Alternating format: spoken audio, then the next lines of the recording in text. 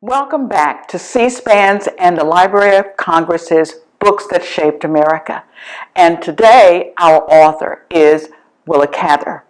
And I have to confess, with all of the degrees that I do have, all in English, I cannot remember specifically any professor or, to be honest, any teacher actually focusing on Willa Cather, to my chagrin. That changed in 2016 when Professor Morrison's last visit to Harvard came by, and we were there to listen to her and to talk with her and to share, this whole group, all of us together. The auditorium was completely full, top to bottom, and she focused on Willa Cather. And I can remember sitting there thinking, Willa Cather, of all the authors, it's Willa Cather. And I thought, okay, so I was writing profusely. Some of you who know me best know I can take notes with the best of them, and I took copious amounts of notes of everything she said during that lecture over 3 days. And it was amazing. And her respect and awe with what Willa Cather was able to do with the common person, with identity, with the idea of trying to find one's identity. I'd never thought about that ever before, and so I went and I read parts of Willa Cather. I put it down. I thought it was interesting. However, by the time Books That Shaped America came around, I had to read it again. And I will tell you, I am totally astounded, seriously, by the prescience and the relevance and the connections this book has for the 21st century, specifically 2025. So let's delve into this and let's see if you agree with my perspective of how relevant this book actually is. So, my Ántonia, the title of our presentation today is Owning Oneself, Voice, Identity, and Destiny. Cather's time span was 1873 to 1947, and in that time period, she continued to revisit the concept of who am I, of owning oneself, of the voice, of who am I, and can I shape my own destiny? Indeed, do I even have a destiny? And if I have a destiny, what is destiny? So, all of this came back and put itself into a different perspective thanks to Books That Shaped America, because I had to read and think about not just Cather's moment in time when she published this book, but also something that I've said before from Umberto Eco. A book lives as long as people can continue to relate and talk and identify with it. And so my first and foremost plea here, that does not actually touch any of the other books we've done before, is if you've not read it, read it. If you don't teach it, teach it. Because it is a book that is so critical to our here and now, and it shows how connections are made from the past and resonate through the present. So let's get busy with it. Her background: family came from Battle Creek, Virginia, to Webster County, Nebraska, and finally to Red Cloud. She never was quite comfortable there, but she made her life there with her parents. Her career, of course, was to be a writer, destined. She was a writer, she was an editor. She actually authored 12 novels, 2 short story collections, a multitude of poems, and poetry and nonfiction, and her letters. I have drilled down into some of her letters, and she was a prolific writer. But with writers such as Twain or Morrison, and now Cather, and a few others, not many, but a few others, Henry James even, we do still have this concept of what they themselves were thinking, how they themselves wrote, and why they wrote, and what they read, and so forth. So her letters are just as important. Needless to say, she won a number of awards. 1923, she won the Pulitzer for Literature, specifically for her novel, One of Ours, written in 1922. In 1933, she won the International Mark Twain Society Medal. You can see, those of you who know me best, you know that I was elevating from my chair in my desk saying, yes! The gold medal of National Institute. It was just great that she won that International Mark Twain Society Medal. And then she won, in 1944, the gold medal. I'm guessing all these medals were gold, but it's just a guess on my part. She won the gold medal, National Institute of Arts and Letters for American Literature. Now again, all of you American Lit majors out there, how many of us actually delved into Willa Cather? I would say not very many, and that was a flaw. Finally, she had a number of honorary degrees from colleges and universities. So how was such a woman and a person, but first a woman writer during this period, how was such a woman as prolific as Ms. Cather, how was she forgotten or just put on a shelf and not reviewed or read or given to our contemporary students? And I'm talking about high school, college, and graduate. So I think that's a dearth. And I thank Professor Morrison for reawakening in my mind a name I knew, but whose work with which I was very unfamiliar. And thanks to her and thanks to C-SPAN and the Library of Congress, we have delved back into this book, and it is so rich and so relevant. I think of all the texts we've done so far, and I know I've said it, it's relevant, it's prescient, it is here and now. This one, because it is fiction.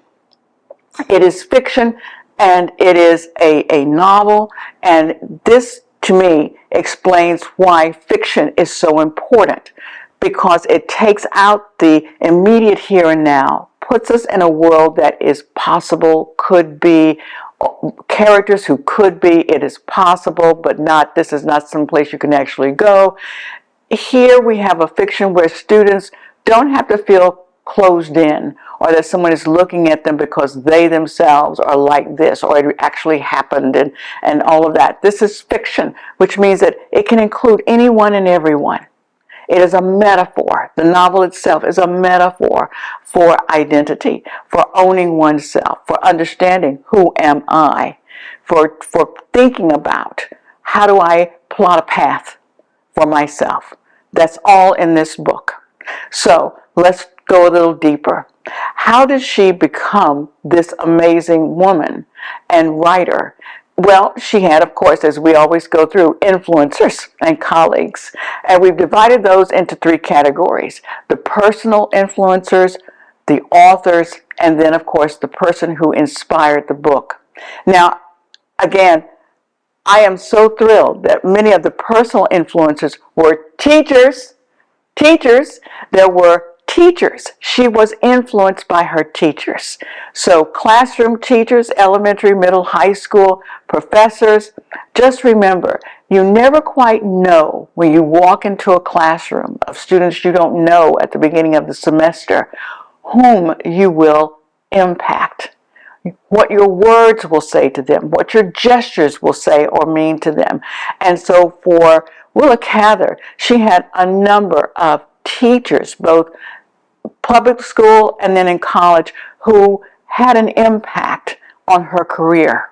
And her personal friend, Marielle Gear, encouraged her to write. So, those personal friends supporting you. Her freshman English teacher decided that she was so good, he would publish her first essay on Carlyle.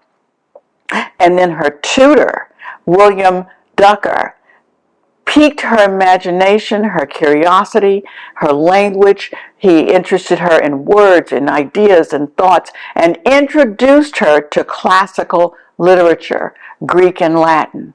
Now, again, think about it. The nucleus of her impact were teachers. and bringing to her a variety of things that they themselves did not know how it would all come together into a coherent and cohesive author. But all of those personal influencers did create or help to create this Willa Cather. The authors, a number of authors, and all of them are in the notes, of course. But I do have to say that of all of them, some of them wrote letters to her, like Robert Frost, but I have to cite William or Hemingway. Have to cite Hemingway because Hemingway hated her, but he had her books. And he hated her because she dared to write about war. She dared to write her thoughts.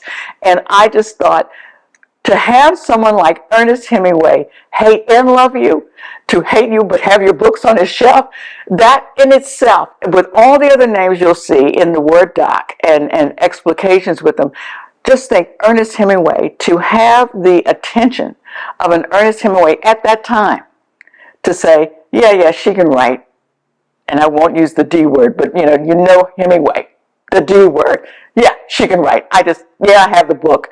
Yeah, I read it. She's not a good, I don't like her. Enough said, right? With everyone else who's listed, all the other writers and poets who talked to her, who wrote to her, Frost wrote her letters, the whole 9 yards. Mark Twain, she defended Mark Twain's work. All of that, it all, in a sense, it doesn't pale, but it shows that even those who were a little bit against her had to admit that she was one heck of a writer. And finally, her other influencer, Anna Pabelka, the actual person who inspired this book. So on the other side, we'll talk about the historical snapshots. So continuing on with the rhetoric and the connections, the thematic threads. There are so many thematic threads, and each and every one is critical. I know that we sometimes put say, yes, this is all important, but this novel is so profound in what it targets as the threads that she literally, it's not a matter of all the threads are straight and they're going in a straight line. It's not even that they're going straight and some are crossing. It's almost as though she's knitting, and that she's knitting these seemingly diverse threads together to create a crochet of an image, of a moment in time that somehow also resonates at this moment. So let's go through the thematic threads. Overall, it's identity, it's child trauma, social studies, front to back, tolerance and intolerance, peer adult influencers, and style. So let's go back to identity. It's two different groups of identity in Willa Cather's book, the immigrant and the town people. So, think about it. We still have those striations across our own country and around the world. People put different groups into categories. And the interesting part of that is, how do those different groups interact or do not interact, and what happens when they do or do not? And that's what occurs in this novel. How do the immigrants become a part of the American tapestry? Can they become a part of the American tapestry? Remember, an America which actually is built on the concept of all immigrants, because even the colonists were immigrants. We kind of lose that idea because they were here, but the Native Americans were here first. So in a way, this is a country of immigrants. But now what Cather is doing is looking at another kind of enclosure. The folks who've been here the longest say, okay, we're no longer immigrants. Now immigrants are coming in versus, quote, the town people or the city people. The others, the concept of other that came along in the 70s, one feeling not as an individual or as a person, but somehow outside of things. We've all had students like that. We've had students, new students, who come into a classroom, doesn't matter if it's elementary, middle, high school, or college, who doesn't feel quite at ease at the beginning. I can speak to myself. first time in middle school, right after my father had died. And I didn't quite know how to fit in. And my mother had put me in a different school, and I remember the teacher wanting us to write our father's names.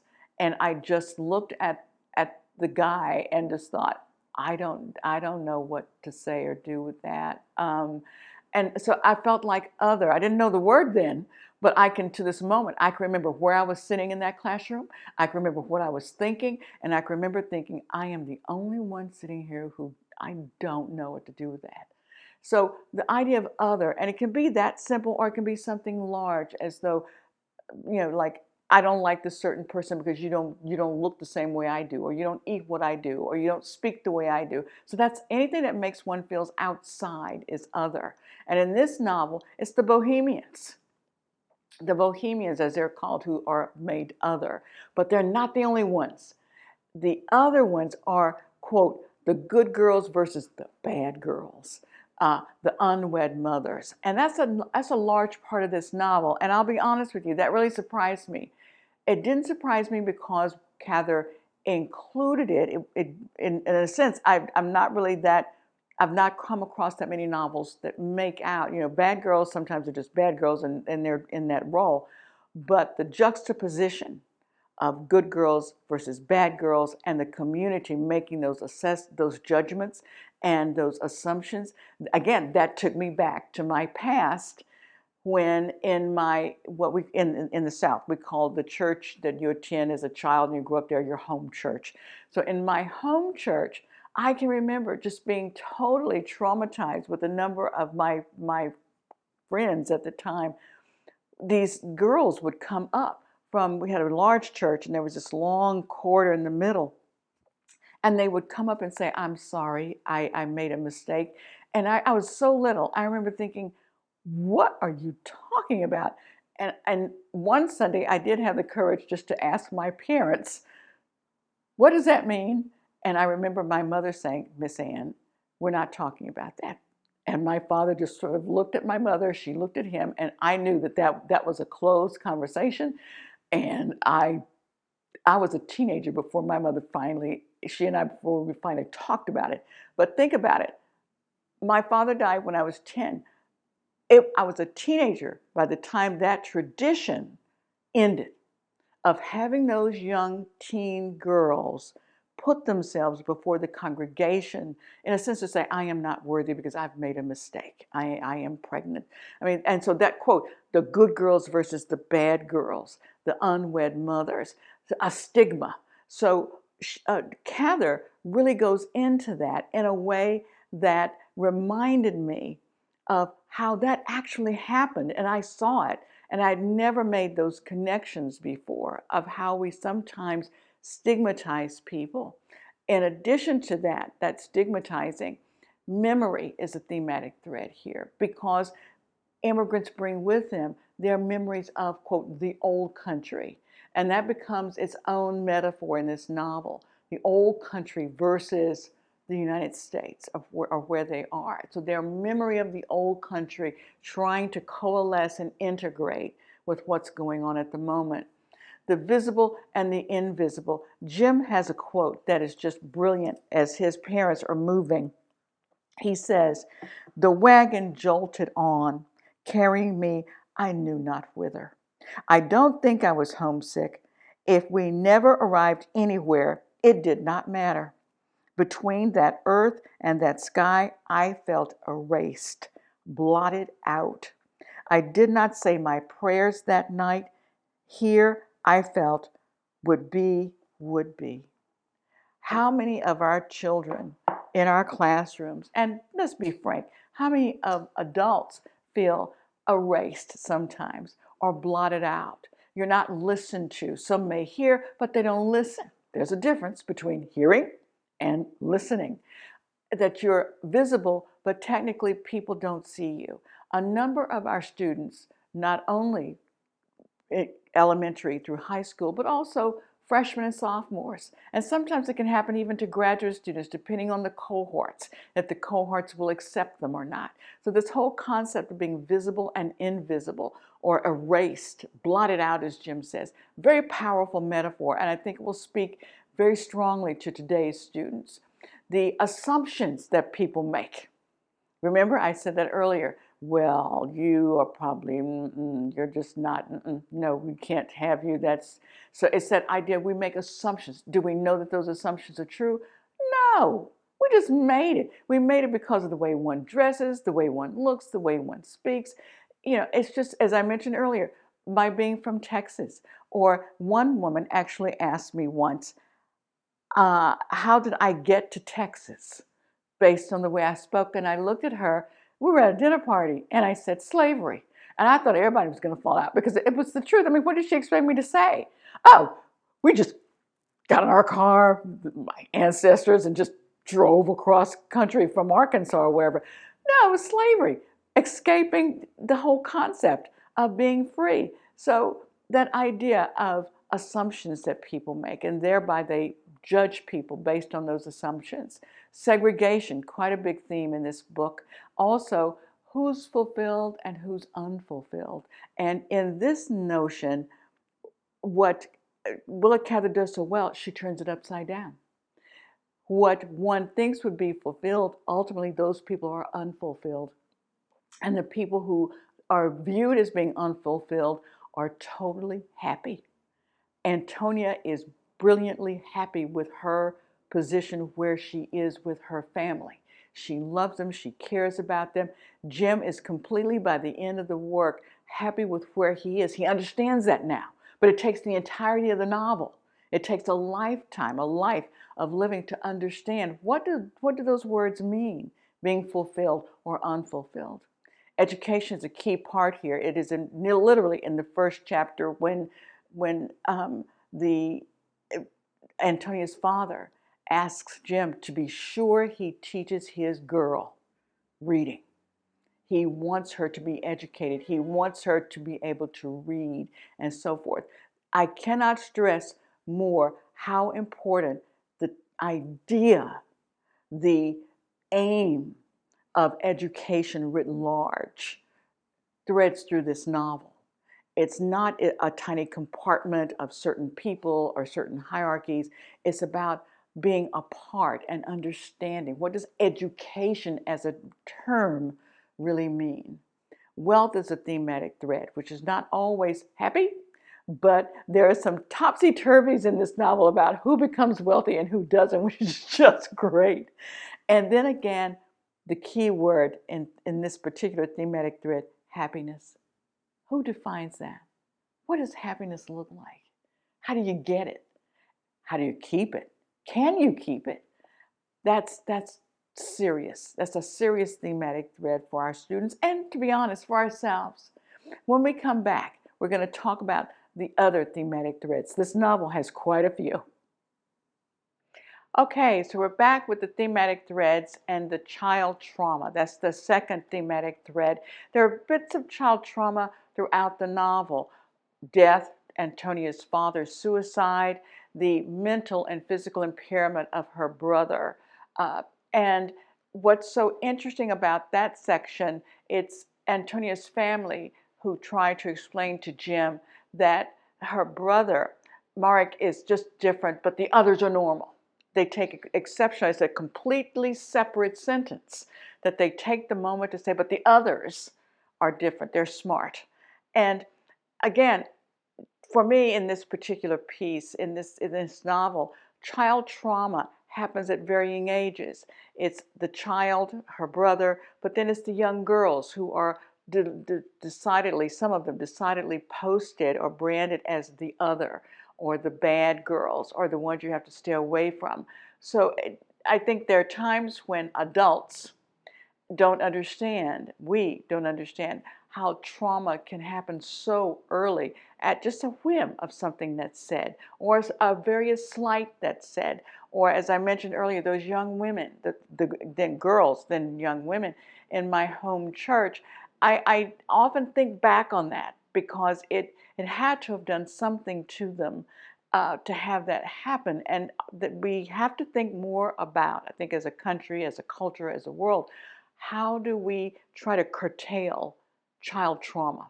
And partly thank you to Willa Cather, because I would not have rethought that. I'm always thinking in terms of a teacher. I want to walk around the students, make sure, I want to listen to them, but just overall child trauma. How does that happen? And not intentionally always, but sometimes just not quite thinking. And so taking a moment to really think about what's coming out of your mouth before you say it, or your gestures before you do them, to avoid child trauma. So kudos to Willa Cather for putting in those moments, the death, the things that people say, the ostracization of them, or the separation of children who are somewhat just challenged, just making those differences. So child trauma. Social studies. This is not the only novel that has married social studies with American literature or British literature, but the concept, of course, in my mind, is that you can't really have a piece of literature, fiction or nonfiction, without social studies. It's always going to be there. So here is, of course, it's the geography. It's different countries, Bohemia, Russia, America, Arizona, the whole concept of Nebraska, and then finally, Willa Cather finding her roots in New England, particularly in Boston and New York. The language, the native language of the immigrants versus American English. And what's so interesting when we talk about, quote, American English, I thought as we were working on this, it would be interesting for students to go through the concept of what is American English, because in their way of thinking, there are varying levels of American English. So in the strategies, you're going to find we're going to let the students loose and talk about, well, yeah, there's English, and then how do you talk about English? Is it the texting? Is it the slang? Is it American edited English, the way I used to teach my students a long time ago at Irving High School? So that concept of language, the cultural customs. We all have customs, if we can remember from our families. Family reunions, for example, that's a custom, it's a cultural custom. So the idea of burial, that too is a cultural and religious custom. The roles of family, according to where one comes from, the strict male-dominated structure, or is it a blended structure, or is it a family with grandparents and great-grandparents? Because again, old country, great-grandparents or grandparents had a prominent position within the family structure. And the concept of stigma. How does that work? Again, if someone still has a decided accent in terms of pronouncing English, or trying to speak English, and there's an accent to it. And that's not just from immigrants, but it's also the quote stigma can happen in where a particular state or culture is located. In the South, there's that Southern accent. And let me tell you, for any number of films, when they want to present caricatures and they put people from the South in there, there's always this deep Southern accent, no matter where they're from in Texas. And that's just not the case. We don't all have the same accent. There are different accents for different parts of our state, my state in Texas, but also I think in other places. Boston, for example, has a particular, New England has a particular sense of statements, of cultural word pronunciations. Boston has its flavor, New Hampshire has its flavor, and so on. Another thematic thread that runs through here from the beginning until literally the very end of the novel: tolerance versus intolerance. Again, I am amazed at how much she compiles in this one novel. So there's the tolerance and intolerance of religion. That we're not novices to that. The clashes among religions in terms of who believes in what and practices how and when and so forth. So it's the concept of religion. Also the class divisions between immigrants, among immigrants, Americans. The best example she puts in there is Miss Bonnie's Progressive Euchre Club, where she separates from everyone. That's the special club. And again, we may smile at that and think, oh my goodness, but just for a moment, think about all the different groups in the United States that we have, the little club groups, the little organizational groups, you have public groups, you have some groups that you can't get in without an invitation, and it all depends on class, on money. Some depend on race, some depend on age. I mean, we still have, ironically, those class divisions within those varying groups. And I think we'd like to think we don't have them. But once you start listing some of the groups that we have, and some of the, like sororities or fraternities, those two are groups, and they decide who gets in, who gets out, depending on what you look like, what you sound like, how you dress, this, that, or the other.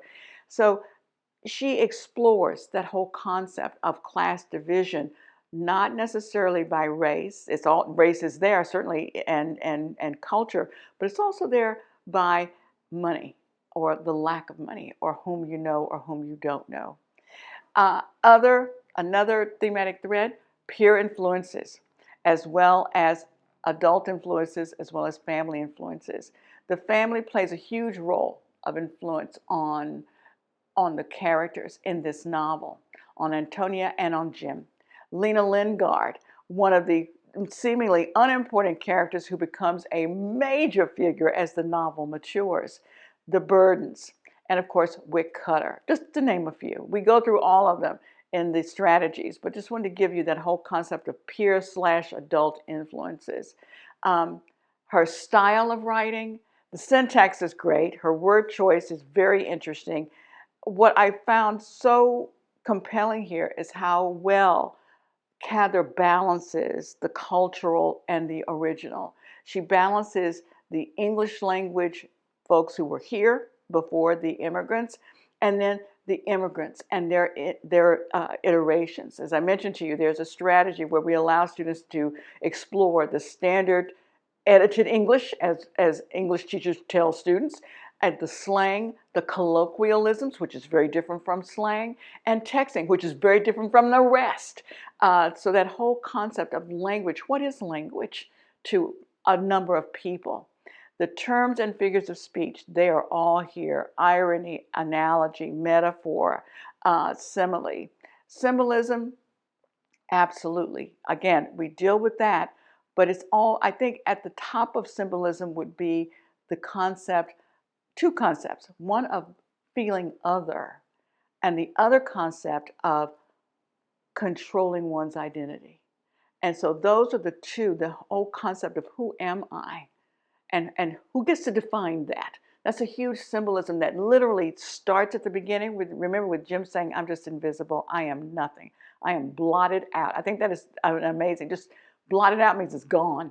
And at the end, when both Jim and Ántonia explain who they are, why they are, and how they themselves have carved out for themselves their identity, along with Lindbergh, with Linda, Lena Lingard.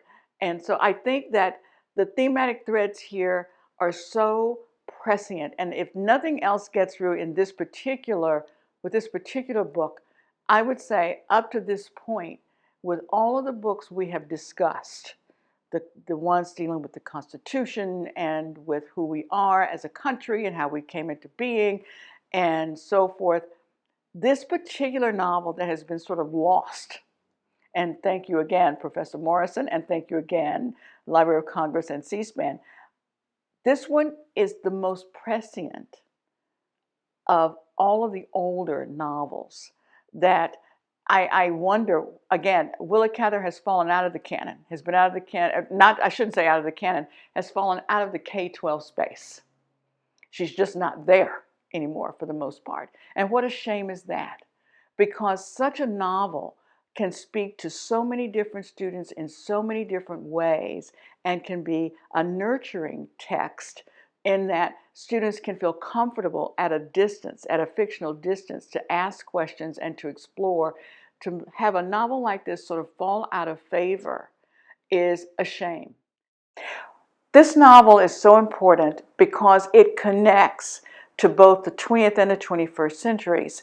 And that's important. Again, I won't repeat what I've said earlier, but the life of a novel, the life of any text or work of art or anything lives because it still relates. It's still important to where we are at a moment. And so some of Cather's 20th century connections included, of course, McClure magazine, where she cut her teeth on writing the articles and then being a contributor. Her friend Sarah Orne Jewett, who was a good person, great writer, who also encouraged her. Her friend Robert Frost, of all people, with the letters, and Louise Purnell. And of course, there's also a letter from Langston Hughes. Reading her letters, the ones which were sent to her and the ones that she corresponded back, are so very interesting. And you'll have, of course, links to those or reference to those in the strategies and in the resources. But those 20th century connections help to keep her on target. Moving into connections the 21st century, well, I have two people. One, of course, I've already mentioned, Toni Morrison. Thank you, Professor Morrison. She really galvanized for me the import of Willa Cather. And I will restate this, thanks to the books that shaped America, C-SPAN and the Library of Congress, I went back. Giovanni and I both reread it. I've reread it twice because of all the, I like going into the little bits and pieces. So the whole concept of how Morrison could look at Willa Cather and say, this is an important piece of work, and this is why you have to look at it. And her ability to create characters who resonate with real people. With Jane Smiley, for example, there is the Paris Review article looking at what she called, her title of her article is Willa Cather Pioneer. Again, in the resources, you'll have that reference. Of course, Paris Review is subscribe only, but we'll give you a synopsis of what Jane Smiley had to say about Willa Cather. So those connections are important. The only thing that bothers me is that we don't have more 21st century connections. We don't have people quoting Cather. We don't have people referencing the concept of pioneer along with or aligning with someone who feels new or someone who feels like other. Those are important. The challenges for teachers, the only challenge for us is to bring it back. To bring it back and to actually read it as a period piece, and then read it as a period piece that has verisimilitude, which we're supposed to teach, how it still resonates. That's the import. And then let the students have it. Don't try to drive the conversation. Just let them have it on their own. The reading and instructional strategies, of all the ones we've done, and I've loved them all, this one has just sort of given me, I don't know, the presence of being able to be in a toy store. I remember when Giovanni and I went to a big toy store in New York, or when I was in England and I went to the Harrods and just one whole floor to toys, which some of you know I absolutely love toys. And so this reading and instructional strategy section was a joy to do because I could think outside the box because of her thematic threads. Because Cather's thematic threads really resonate with the 21st century where we are. And I had to rethink all of that using her concept of the pioneers and what were they like and why were they so important and why was she so fascinated by them and why have we forgotten about that pioneering spirit. So the reading and instructional strategies will reflect those activities where students will be able to grapple with their own ideas and their own identities. The real thrust of the reading and instructional strategies, and I ask my fellow teachers, just allow students to voice. Don't criticize. Look at the commas and all of that and correct it, absolutely, and the sentence syntax and so forth. But the ideas, let them explore the ideas and to write about them and then to share those thoughts. Because I think as teachers, we'd be interested in hearing what our students have to say about the concept of how do I own myself? How do I find myself? How do I identify? And the primary and secondary resources, tons of them with links and videos too. And so I want to conclude with a quote that I think encapsulates everything.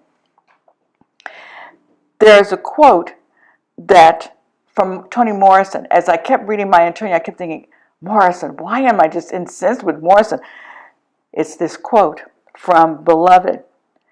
But suddenly she saw her hands and thought with a clarity as simple as it was dazzling.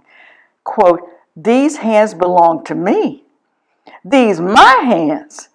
Next, she felt a knocking in her chest and discovered something else new.